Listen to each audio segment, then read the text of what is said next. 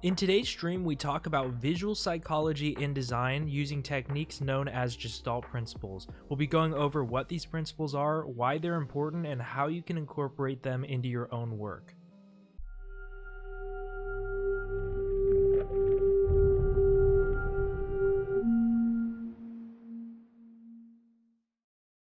So, visual psychology and Gestalt principles, we're going to be focusing more on this phrase specifically, Gestalt. And the rough translation of it is German. It means form or pattern. And a good comparison people make with the term Gestalt is with a quote created by Aristotle that says the whole is greater than the sum of its parts. So basically, by using these principles I'm going to teach you guys, if you use them all together, it creates work that is greater than if you were to use them individually. It's basically exactly what it sounds like, said in a fancy way. The whole is greater than the sum of its parts. If you have a bunch of different pieces, different principles, different design elements, and you combine them together, it makes something that is better, right? It'll kind of tie in a little bit more when you see them all being used together. All these principles have some type of connection with each other, and when you create a design, when you create some type of composition, artwork, whatever, anything creative, you'll be using all of these principles, and you'll see when they all come together, it just makes this beautiful composition that you end up with, right? So, the founders. These are the three people known for creating these principles. So, Gestalt is a principle of psychology. It was later introduced into design. So, these people are not designers, they're psychologists. And here are their names: Max Wertheimer, Kurt Kafka, Wolfgang Kohler. So, those are the three people that kind of founded this type of thinking, this type of psychology, Gestalt psychology. And it was later introduced into graphic design. I think that these people created that type of thinking around the 1930s. And if you guys have watched any previous streams, I always talk about the Swiss movement of typography, and that was a great transition. Swiss typography was heavily influenced by the principles made by these people, right? Gestalt principles. But yeah, so here's why it's important, and I want to explain this to you guys so you know why we're going over this. So if you can figure out these principles, if you can understand these Gestalt principles or visual psychology as a whole, you'll be able to understand hierarchy, obviously psychology and design, and the way the two are linked together, which is very, very important for creating meaningful work. It helps you control your composition, so finding meaning behind why you place things a certain way, what you should do in certain scenarios, what makes the most sense, kind of going into the next point, strengthening your design reasoning and also strengthening your client communication. So being able to explain your design because you have psychology behind it, you have it down to a science basically, will help you with your clients when it comes to letting them know why you came to a certain decision, why you decided to place this here, use this color, make it this size, all of that good stuff, right? And obviously when you can communicate those ideas to your client, you can do a whole bunch of things. You can sell your work for higher prices. You can get the client's trust because they'll know what you're doing, and you won't have to go through as many revisions. If this has all made sense so far, history and importance, I can move on to some of these examples. And just to go over them again: figure ground, closure, continuity, similarity, proximity, balance, and isomorphic correspondence, right? I have a bunch of examples here. So these are all of them, and I'll just kind of go one at a time down the list and explain, hopefully, why these are important to know, right? I think the most common example, and the one that we're starting off with, is this idea of figure ground or foreground and background. And when I'm going through these examples, keep these in mind. Hierarchy specifically, I'll be referencing a lot. If you guys don't know what hierarchy is, basically hierarchy on a composition is listing your level of importance based on size, shape, distance, stuff like that. So an example really quick of hierarchy, for those of you who don't know what that means, is the hierarchy for what I just made right here is 1, you see this first because it's larger, and then 2, you see this second because it's smaller. So you're listing out what's more important on the composition. So I'll be referencing that a lot, just so you guys know what that means, so nobody's getting left behind, right? So figure ground, foreground, background is just this idea of what's in the foreground, what's in front, and what's behind it, right? So this is a really famous example, is this optical illusion. So the foreground, background, if you can identify what they are, on this one to the left, the foreground is this kind of chalice shape, or this cup, goblet, or whatever. And then the background is the space behind it. So the white space, otherwise very popularly known as negative space, right? And on the right side, because the color flips, it gets inverted. What you see as the foreground are the faces here. And then this white is the negative space behind it, right?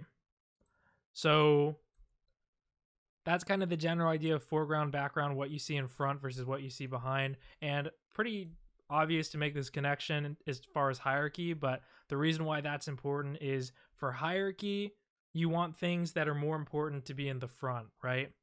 Things that are less important, you want to be in the background. So I'm going to try to give a bunch of different examples here. So photography, illustration, and just kind of general shapes and ideas. But if you were to take it in the context of a photo, foreground, background becomes a little bit more obvious because you just have things that are in focus and things that are out of focus. Photos have the ability to blur things in the background, which makes it easier to distinguish the shapes from the foreground. So if we think about hierarchy, in the hierarchy of this photograph, we have the corgi and the ball being the foreground, that's the focus, and the context of the beach and the setting, the location that the corgi is in, is what you see second. So you can do the same thing for when you create compositions and layouts and stuff like that. It's a really great way to create depth in your work, and it's a great way to have people see your work a certain way. So it's, again, something that helps you create hierarchy of what people see first, second, and then third. You can create background and foreground based on size, color, shape. All right, closure. So this is probably my favorite one. Yeah, it works really well with logos, and I'll explain that in a second. But closure is this idea that our eyes, visually, it forms shapes that we can't see. So if I were to ask you what shape you can identify with what you see here on the left, what shape would it be, right? I feel like it should be pretty obvious. Hopefully I made it obvious enough, right? This is what makes it cool. So we can immediately identify the shape of a square, but when you look at it, and this is going back to this idea of the whole is greater than the sum of its parts, yeah, from Aristotle, this is kind of a better example of that, right? So the whole is greater than the sum of its parts. If you look at what these parts are, what these pieces are, it's a bunch of circles, right? There actually isn't a square in this at all, I guess, other than the outside of the composition. But when you look at this image, it's not necessarily a square. It's just a series of circles that's placed in a way to where our eyes automatically connect these dots, right? And we can form this kind of general shape out of it. So going back, the whole is greater than the sum of its parts. When you connect these circles, when you place them a certain way, it creates something that originally wasn't there in the first place, right? Which is a square. So this is why it's important for logos, especially because closure is essentially how you use negative space to create new shapes that originally weren't there before.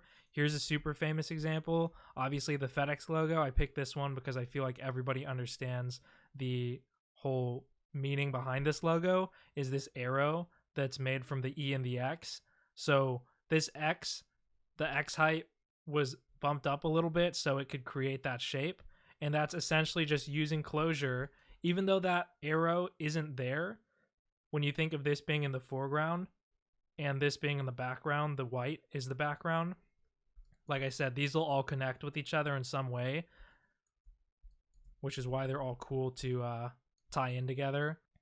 If you were to compare these two, the reason why this composition would be more visually interesting And obviously this is in its simplest form, but if you were to use it in your own layout, this one on the right has more visual interest because it's using negative space and it's allowing the viewer to come up with a conclusion and discover something, like I had said earlier. Whereas this one to the left, the discovery's kind of already been made. It's just a square, right? There's not really any steps or process for the viewer to go through to identify what it is.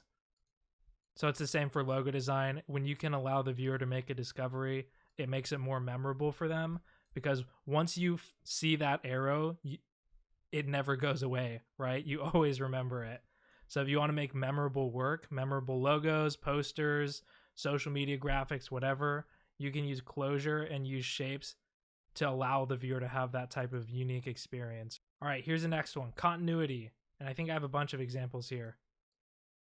Okay, yeah. So continuity is this idea that our eyes create a line almost, and it connects things that seem to be tied in together. So when you look at these shapes, and if you look at them for what they are, they're pretty much just circles that are spread out in a composition, right? They have kind of no rhyme or reason to them. They're just tossed in around. But what our eyes do is it makes this connection that these dots form a shape that's kind of similar to something like this. And this is, again, we're using visual principles, how our eyes see things just instinctively, naturally, the connections we're able to make. And there's a few ways, and I have a few visual examples so this can make a little bit more sense why this would be important in the first place. But it has a couple uses, how we can make the connection of these things being connected even though there's really nothing that ties them in together. One example is just with these lines. If you have overlapping shapes, we're able to distinguish that these are two different lines. You can tell that this line goes straight and this one curves. Even though they intersect, you still know that this is connected to this is connected to this, right? So it'll help you with overlapping shapes, because even though they're overlapped, you still understand what shape they make generally.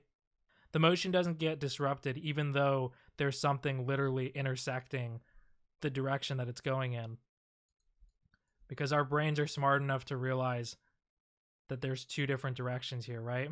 So one example is using continuation to create depth. So you can see lines are being drawn towards this focal point here, towards the center. And because of continuation and this idea of visual psychology being used here, even though these lines eventually disappear off into the distance, we're able to create depth, and our brain knows that these lines probably continue on, right? Even beyond from what we can see here, we assume that this is a really long stretching road, right? That reaches all the way over to these mountains.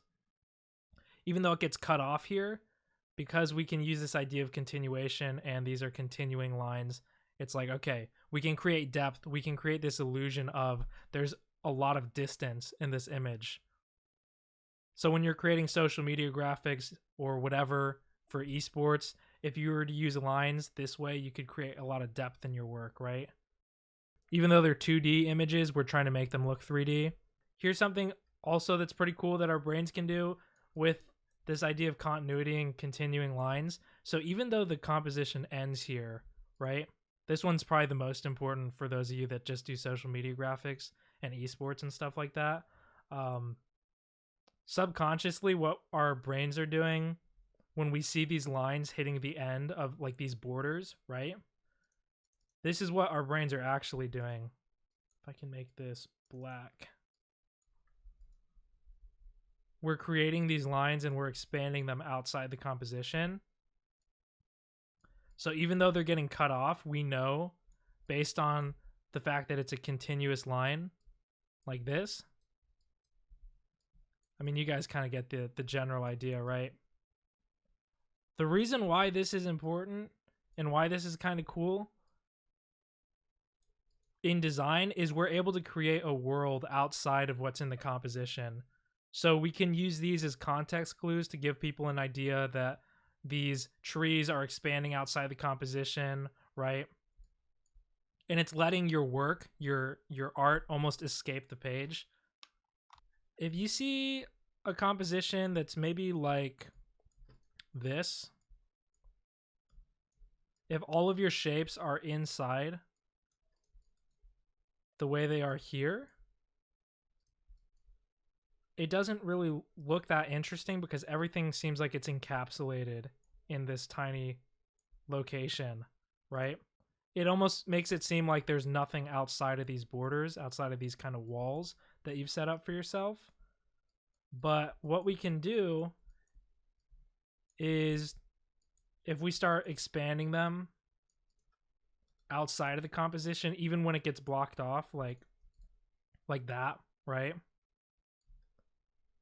And we start stretching them so some are moving outside of the page like this. Hopefully this will start coming together a little bit more clearly. But basically what I'm trying to show here is that you can make a more dynamic composition just by having things expand out, since we can use this visual principle of continuation, and these circles that are getting cut off, we know that they're continuing outside of the page, right? Here's another one. Similarity. This one is, again, you'll see these principles are all very obvious. So these psychologists who came up with this, like, really anyone can understand these principles. It's just the way that they're applied takes a little bit of thinking, and you have to be aware of it when you're using it. You guys probably all do this naturally in your graphic design, your composition, and all of your work. I assume that most of these principles, I mean, if you've used negative space for a logo, like, you're already kind of applying it. But similarity is this really obvious idea that when you think of groupings, things that have similar qualities to them will be grouped together. So you have squares and circles scattered around in this kind of mini composition. And what's happening? The squares are being put into one group and the circles are being put into one group, even though the size of them is about the same and they're kind of just randomly scattered across. So our eyes can naturally make those groupings. And that's important for hierarchy, because you'll notice for hierarchy, I have an example with typography, just so I kind of cover every type of design. Another example of similarity is, this is obviously similarity in form, in shape. So squares versus circles. You can also use similarity as far as size too. And this is the typography example that I'm going to show in a second. But you group the large objects together and the smaller objects together. So you create two different groups here, even though, again, they're just scattered across randomly in a composition. Here's where it becomes important for typography. If you see here, you have two groups. And based on similarity, you know that these two paragraphs are probably connected together because they're the same size compared to the headline, which is a lot larger. So this is obviously really important for creating your hierarchy, because you can distinguish the points here. 1, this is what you see first, and 2, what you see second. And it's not like this. 1, 2, 3. You see this as an entire group, right? This almost acts as one entity. That's kind of what I'm talking about when I say groupings. So things aren't seen as individual pieces, they're seen as a whole. And again, the same idea of the whole being greater than the sum of its parts earlier, right? This quote, it's the same idea. So once these two are put next to each other and they're around the same size typographically, they become one group. So greater than the sum of its parts, right? Proximity. This is the next one we're going over. This one is also a pretty easy concept to understand, same with similarity, and they go hand in hand together as well, as do all the other ones that I've spoken about, right? Proximity is this idea that things are grouped together based on distance. And it's another important thing for typography, based on how far apart things are from each other or how close they are to each other. They're able to be put into groups. So again, when we're thinking about hierarchy, just on this mini composition here, we think of, these are the kind of groupings you have group 1, group 2, and group 3. So your brain is able to make these groupings, even though these are all just a series of circles, right, that have no real significance, but based on their proximity, you understand what these groups are made up of. Proximity is super important, especially for typography and logos, and I have a cool example that I thought was interesting based on logo design. So the Adidas logo, all the shapes being scattered across doesn't really make a whole lot of sense, but based on proximity, when they get put close together, it creates this overall form instead of feeling like shapes that are spread out randomly, right, with no significant qualities that group them together. So that's a really quick example of proximity. And then just in the case of like overall importance, when you're thinking about why you would need to understand proximity for a design, you have two kind of groups of circles here. And this is the main reason, is you can use negative space to your advantage. So when you start thinking of proximity, why you have something distanced a certain way, you're able to actually activate negative space. So I've talked about this a few times in some of my previous streams, but there's this idea of negative space, of activating it and not activating it. And basically what I mean by that is there's a huge difference between having leftover space and having space, negative space that's being utilized, right? So in this case, this negative space in this composition here is being activated because it serves a purpose, right? What it's doing is it's separating these two groups. So now it doesn't just feel like empty space, it feels like it has a reason to be there, right? Yeah, proximity can also create style and illustration. Yeah, these principles, and the reason why they're just psychology, visual psychology, is because it can be applied to anything that involves visuals as a whole, right? So it applies to photography, videography, illustration, graphic design, literally anything creative that uses your eyes. This is basically just the way our eyes see things and the way our brain connects things together, right? Here's the next one, and we're coming up on the last one after this, I think, so we're going through these pretty fast. So balance, symmetry, asymmetry. This is a really cool one when you think about intentional design. So symmetry in design, I think most people agree that it creates balance. Symmetry feels very balanced. Visually, it's pleasing because everything kind of just feels like it's in the right place, All of these things in the foreground, they feel like they're supposed to be there, right? And asymmetry, what it does is it creates imbalance. So the reason why this is important, if you compare these two images, when you have something balanced here, it's again really visually pleasing. And you have something here, asymmetry, with this circle being isolated, it creates a break in that balance. And what it does essentially is it makes stuff stand out. So in this case, this circle here, because it's breaking that symmetry, you look at it immediately after, right? So you see this whole group, and this gets separated from the group. So you're able to create your own groupings. You see how based on proximity, based on similarity, you're able to create groupings. So you can create groupings here, 1, 2, 3. But with asymmetry, you're able to break up and create subgroups. So this becomes its own group, right? This is really important for graphic design. If you want to create something that spices up your composition, that spices up your work, you can have something that's repetitive and balanced like this, and then throw a curveball in your design to make it a little bit more interesting, right? Because this has more interest, it's more eye-catching than this one, which is a lot more balanced. Because this is really just grabbing your attention since it's just off. Here's probably one of the more interesting ones and one of the most complicated sounding, but it's really, really easy to understand, is isomorphic correspondence or cultural relationships. So if I were to ask you what this was, what would you guys say it is, right? Like realistically, what would this image be? Right? So a lot of you guys are saying birthday cake, but realistically, is this a birthday cake or is it just a cake with candles on it? So here's what isomorphic correspondence is. It's this idea that based on our previous experiences in life, we can make connections to images that we see or visuals that we see.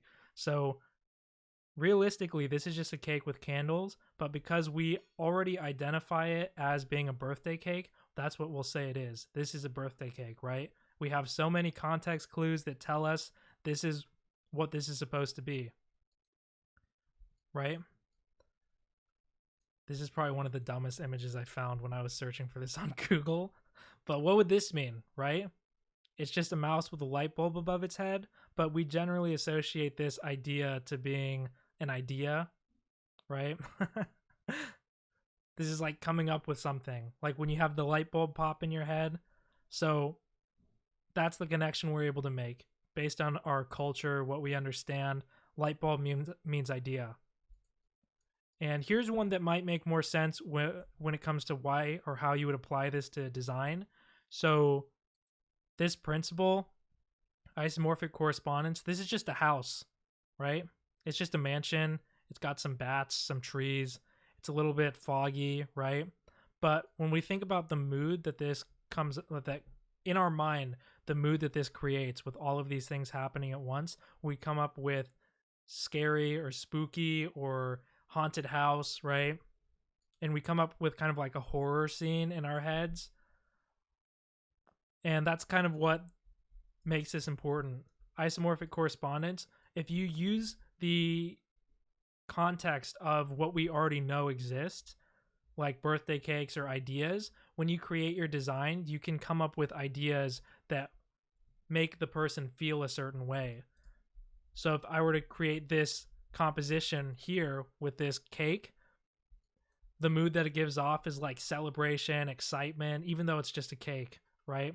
It's just food, but we're able to give off a certain mood because we have that context that it's a birthday cake, right? So yeah, these can shift based on culture, exactly. So that's why being a designer means you have to be very aware of what's going on in the world, and you have to be aware of what people are seeing in things. That's why designers, they always stay up to trends. Even my design professors who were like in their 50s, like 50s, 60s, right? They still know what's going on in like youth culture because as designers, they have to stay up to date with what people are doing, right?